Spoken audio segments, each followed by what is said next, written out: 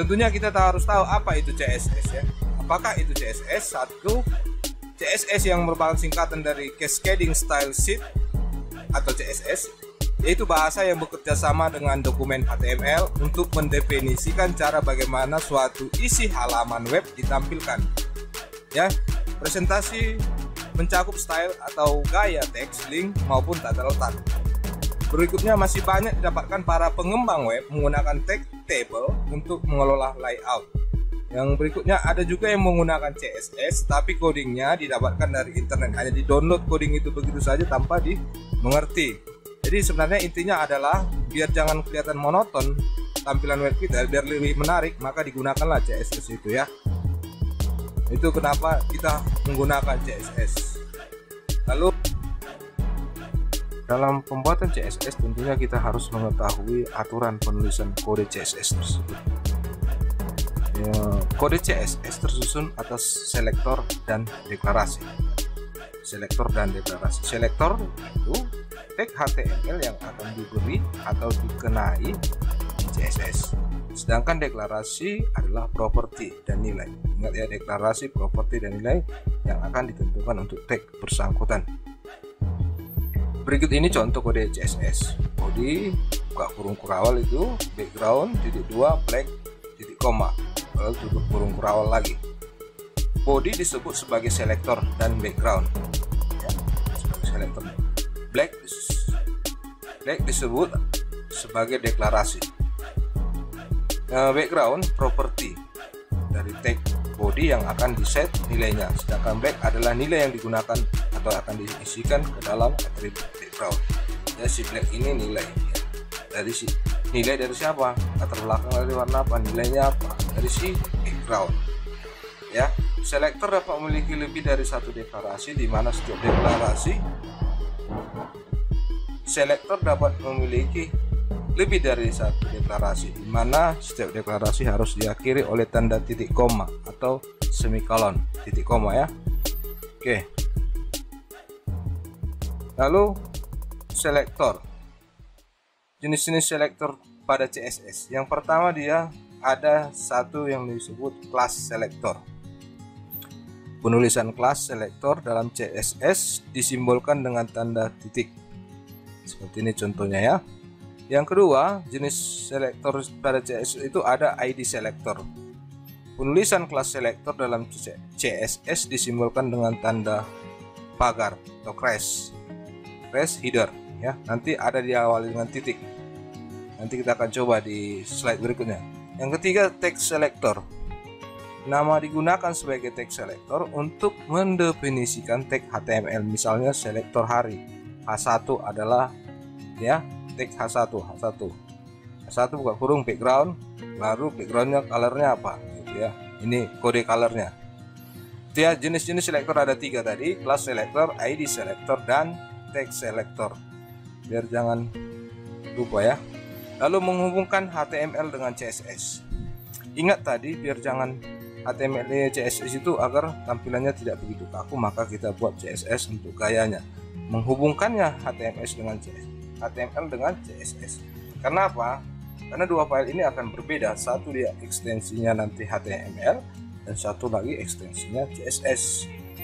Ya, si HTML yang akan memanggil file CSS. Untuk cara menghubungkan HTML dengan CSS, caranya sangat mudah ya. Gunakan tag link. Ini dia.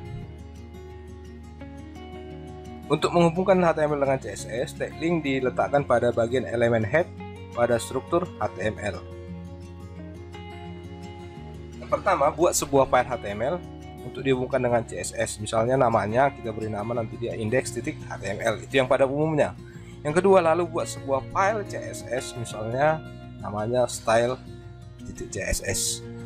Maka akan ada dua file, yaitu index dan file style CSS ya, file index HTML dan style CSS. Berikut ini coding atau sintaks untuk file index HTML. Nah, ini nanti kamu ketik, berikan namanya index.html. Mana linknya untuk menghubungkan ke CSS? Ini dia, link rel style sheet style text CSS href. Ini dia ya. Mana tadi untuk tag untuk menghubungkan ada di sini. Kamu ketik nanti. Oke. Baru tag link yang berfungsi untuk menghubungkan file HTML atau PHP dengan file CSS yang kita inginkan. Nah, ini dia ya. Tadi yang saya sampaikan di sebelumnya, atribut style sheet type text CSS merupakan deklarasi untuk menjelaskan bahwa file yang dipanggil atau menghubungkan adalah file style sheet atau CSS. Berikutnya, atribut href digunakan untuk meletakkan lokasi. Ingat, untuk meletakkan lokasi dan nama file CSS yang akan dihubungkan. Jika dijalankan pada browser, maka tidak akan muncul apa-apa karena file HTML masih kosong, belum berisi elemen struktur dasar HTML. Berikut contoh sederhananya, cara membuat elemen heading 1 dan kemudian kita beri warna teks heading 1 diberi warna orange. Anda akan membuat dua file, yaitu index.html dan style.html. Lalu ketikkan coding di bawah ini atau sintaks di bawah ini pada aplikasi Notepad. Ya. Ini nanti kalian ketikkan, beri namanya nanti index.html, head dia diketikkan, wrap, body,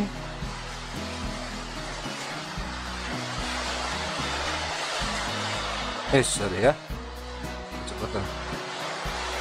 Nah, ini dia namanya. Berikutnya itu yang akan kita ketikkan adalah style.css. Ini kalian ketik di Notepad, beri namanya index.html. Ingat nyimpannya di htdoc localhost ya, localhost htdocs ya.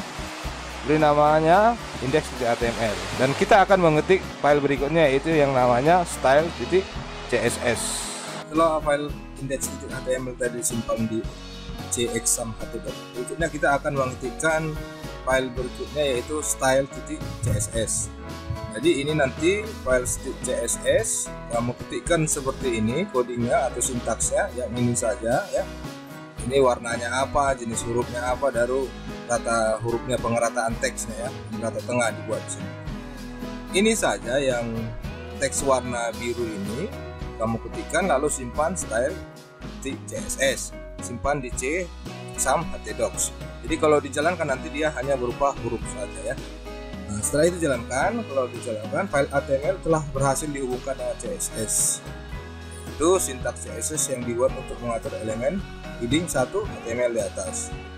Sintaks color pada CSS merupakan perintah untuk menerapkan warna ya. Yang saya bilang tadi, untuk menetapkan warna. Lalu untuk menghubungkan tadi ya, untuk penggunaan CSS ada 3 cara menggunakan kode CSS, yaitu satu dia inline CSS, cara penggunaan CSS dengan menambahkan langsung di tag dokumen HTML-nya, itu baru kita lakukan tadi ya, langsung ditambahkan dia stylenya ini seperti ini yang tadi beda, ini langsung stylenya color blue, lalu nama teks itu ya, itu inline. Yang berikutnya dia cara penulisannya ada internal. CSS internal ditulis di dalam tag style yang ditempatkan pada tag head. Di bagian head dia dibuatkan atau diketikkan. Itu dia ya. Oke. Mana dia buktinya ini. Seperti ini ya, head dan express head. Jadi masukkan stylenya di dalam bagian dari head. Itu ya. Kenapa dikatakan tadi di dalam head. Oke. Itu yang kedua, yang inline internal. Sekarang cara penulisan eksternal. Cara penulisan eksternal adalah dengan membuat file CSS. Itu baru kita lakukan tadi, ada 2 file ya, dan satu namanya style.css. Nah ini dia kan, ini baru kita lakukan. Yang pertama harus dilakukan adalah membuat file CSS nya, lalu file HTML. Itu dia ya, yang pertama dilakukan file CSS nya, bukan HTML nya ya. Kita tentukan dulu kayaknya gimana. Contohnya tadi sudah kita ketikkan tadi itu, dan ini dia, ini saja dia sama seperti yang tadi ya. Hanya untuk pengaturan headernya saja ya. Oke, baru berikutnya class dan ID. Mengenal kelas dan ID pada HTML. Kelas dan ID sangatlah penting. Kelas dan ID bisa dibilang sebagai penanda HTML. Tentunya perbedaan dari kelas dan ID adalah kelas dipanggil pada CSS atau JavaScript dengan menggunakan tanda titik. Ya, tanda titik. Kelas dan ID. Kelas dipanggil dengan tanda titik dan ID dipanggil dengan tanda hashtag atau pagar. Kelebihan untuk kelas dapat diberikan pada banyak elemen HTML dan dapat dipanggil sekaligus. Sedangkan ID hanya dapat bekerja pada satu penandaan saja. Berikutnya kita coba contoh latihan berikut di bawah ini. Kerjakan ya, ketikkan file di bawah ini, beri nama index1.html ya, karena tadi sudah ada HTML ya.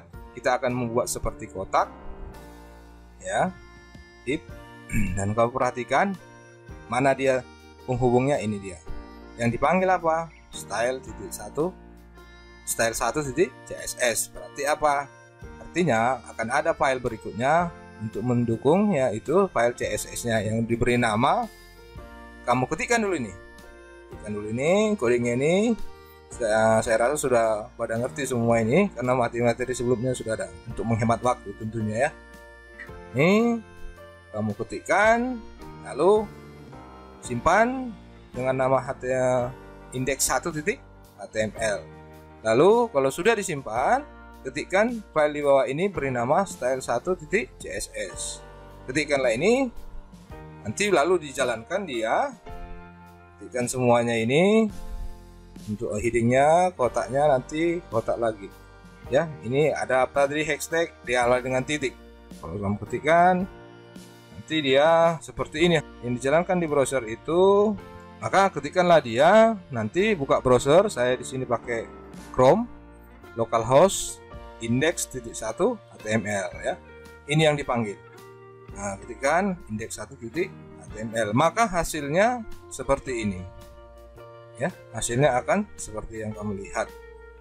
Mengenal kelas dan ID pada HTML dengan menggunakan CSS tentunya ya, dengan menggunakan CSS. Yang menjadi perhatian, yang kamu harus perhatikan contoh di atas. Kotak 1 dan kotak 2 dan kotak 3 kita beri tanda dengan kelas yang diberi nama kotak, dan kotak 4 diberi tanda dengan ID yang kita diberi nama kotak juga. Maka perbedaannya di sini akan tampak bahwa kelas bisa dipanggil sekaligus. Ini dibuktikan dengan kotak 1, 2, dan 3 diberi tanda kelas yang sama, yaitu kelas kotak, dan kotak 4 diberi tanda dengan ID kotak saja ya. Ini tadi yang saya bilang itu ya, kelas, dan kotak 4 hanya ID ya. Kelas, dan kotak 4 hanya pakai ID. Ini yang tadi yang saya jelaskan tadi. Selanjutnya pada CSS juga dapat Anda lihat kelas dipanggil dengan tanda titik dan ID dipanggil dengan tanda pagar ya. Kelas dipanggil dengan tanda titik, ID tanda dengan pagar ya. Ini dia ya, kelas tanda titik, ID tanda pagar. Oke, saya rasa sampai di sini saya dulu materi CSS bagian pertama.